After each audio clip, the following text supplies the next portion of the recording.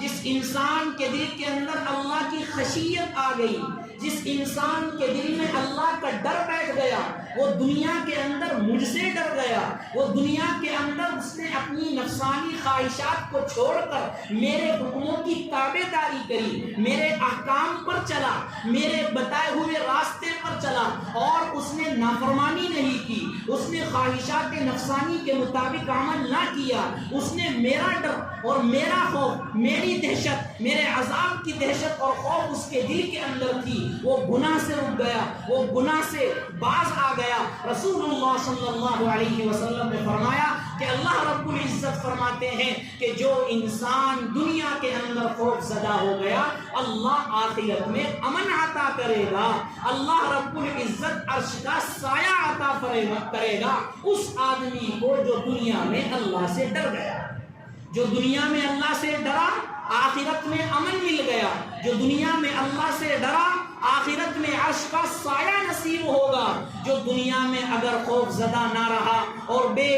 دھڑک ہو کر اس نے کھلم کھلا گناہ کیے، اور بے خوف ہو کر اس نے اللہ کی نافرمانی کی، اور بے خوف ہو کر اس نے اللہ کے حکم کی خلاف ورزی کی اور اپنی نفسانی خواہشات کے مطابق وہ چلا، اللہ رب العزت فرماتے ہیں کل کو قیامت کے دن اس کو سخت عذاب دیا جائے گا، اور ایسا عذاب اور ایسی جہنم عطا کی جائے گی کہ جہاں پر صرف اور صرف پریشانی ہی پریشانی ہے، تکلیف ہی تکلیف ہے، مصیبت ہی مصیبت ہے، راحت اور آسانی کچھ بھی نہیں ہے۔ یہ کس کے لیے ہے؟ وہ اس انسان کے لیے ہے جو انسان بے خوف ہو کر زندگی گزارتا ہے۔ اللہ نے ہمیں یہ زندگی عطا فرمائی ہے نہیں کہ آزادی کے ساتھ زندگی گزارے،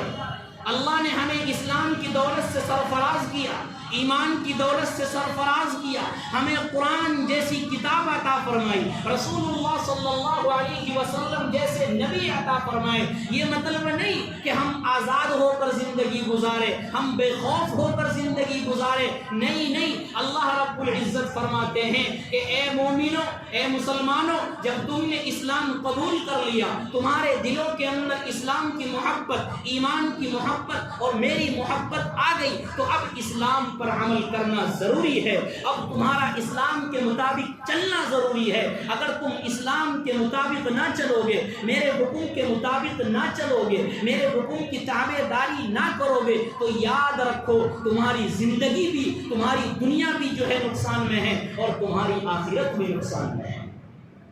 اللہ کا خوف، اللہ کی خشیت جس کو مل جائے،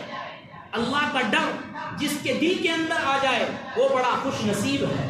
اللہ کا خوف جس کے ذہنوں میں، دلوں میں بیٹھ جائے، وہ بڑا خوش نصیب ہے، کیونکہ جب انسان کے دل میں اللہ کا خوف آتا ہے، عبادت کے اندر مزہ آتا ہے، عبادت کے اندر چاشنی آتی ہے، اطاعت کرنی آسان ہو جاتی ہے، عبادت کرنے میں لذت محسوس ہوتی ہے، اور جب دل کے اندر خوف آ جائے تو پھر گناہ سے بچنا بھی آسان ہو جاتا ہے، اور جب دل میں خوف نہ ہو، اللہ کا ڈر نہ ہو، تو گناہ سے وہ بچ سکتا ہے، نہ عبادتوں کے اندر مزہ آ سکتا ہے، نہ اطاعت اور فرما برداری کرنے کا اس کا دل چاہتا ہے، نہ مسجدوں میں اس کا دل لگتا ہے، نہ نمازوں میں اس کا دل لگتا ہے، نہ عبادتوں میں اس کا دل لگتا ہے۔ اگر عبادتوں میں دل لگے گا تو جبھی لگے گا جب اللہ کی محبت بھی اس کے دل کے اندر ہو اور اللہ کا خوف بھی اس کے اندر ہو۔ جب یہ چیزیں اس کے دل کے اندر آئے گی تو عبادتوں کے اندر لطافت آئے گی، عبادتوں کے اندر لذتیں آئے گی، عبادتوں کے اندر مزہ آئے گا، مسجد میں اس کا دل لگے گا،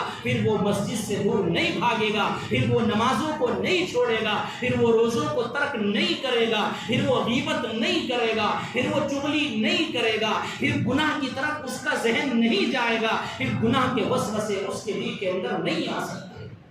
یہ اللہ کا خوف، اللہ کی خشیت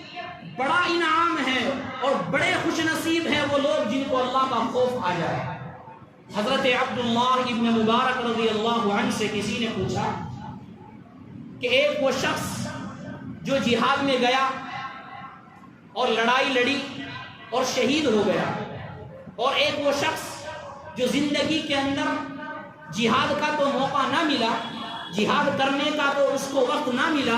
لیکن اللہ کا خوف اس کے دل کے اندر تھا، فرمایا ان میں سے کون افضل ہے؟ عبداللہ ابن مبارک رضی اللہ عنہ فرماتے ہیں کہ جس کے دل کے اندر خوف تھا، جس کے دل کے اندر اللہ کا ڈر تھا، وہ افضل ہے۔ اب اس سے اندازہ لگائیے کہ اللہ کا خوف کتنی بڑی سعادت ہے، اللہ کا خوف، اللہ کی خشیت کتنی بڑی خوش نصیبی ہے۔ کتابوں کے اندر لکھا ہے کہ ایک صحابی رضی اللہ عنہ کہ ان کو قرآن مقدس کی سورہ قاریہ، وہ یہ دعا کیا کرتے تھے۔ حسین ابن عیاض کے بیٹے حضرت علی، ان کے بارے میں آتا ہے کہ وہ یہ دعا کیا کرتے تھے کہ یا اللہ مجھے سورہ قاریہ سننے کی توفیق عطا فرما مکمل۔ وجہ یہ تھی کہ سورہ قاریہ کے اندر جہنم کا تذکرہ ہے، قیامت کا تذکرہ ہے کہ قیامت کا دن کیسا ہوگا، پہاڑ ٹوٹ جائے گے، آسمان ٹوٹ پھوٹ کر نیچے گر جائے گے، اس کے اندر اللہ نے ڈرایا ہے۔ وہ جب پڑھتے تھے یا سنتے تھے تو اس سورت کو سن کر بے ہوش ہو جاتے تھے۔ اتنا ڈر ان لوگوں کے اندر تھا، اتنا خوف ان لوگوں کے اندر تھا۔ یہی نہیں، حضرت اویس قرنی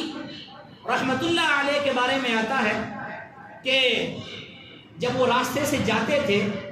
اور لوہار کی بھٹی کو دیکھتے تھے کہ لوہار اپنے لوہے کو اس آگ کے اندر تپا رہا ہے اور جلا رہا ہے اور اس کو سیدھا کر رہا ہے، اس کی مرمت کر رہا ہے، تو دیکھ کر ڈر جایا کرتے تھے، خوف زدہ ہویا کرتے تھے اور آنکھوں سے آنسو جاری ہوتے تھے۔ پوچھنے والے پوچھتے تھے حضرت کیا مسئلہ ہے، اس بھٹی کو دیکھ کر کیوں رو رہے ہو، اس آگ کو دیکھ کر کیوں رو رہے ہو؟ کہتے تھے یہ دنیا کی آگ ہے، یہ دنیا کی آگ ہے جو ایک لوہے کو پگھلا دیتی ہے، کل کو اللہ نے اگر میرے بدعمال کی وجہ سے مجھے جہنم کے اندر ڈال دیا تو میرا کیا حشر ہوگا۔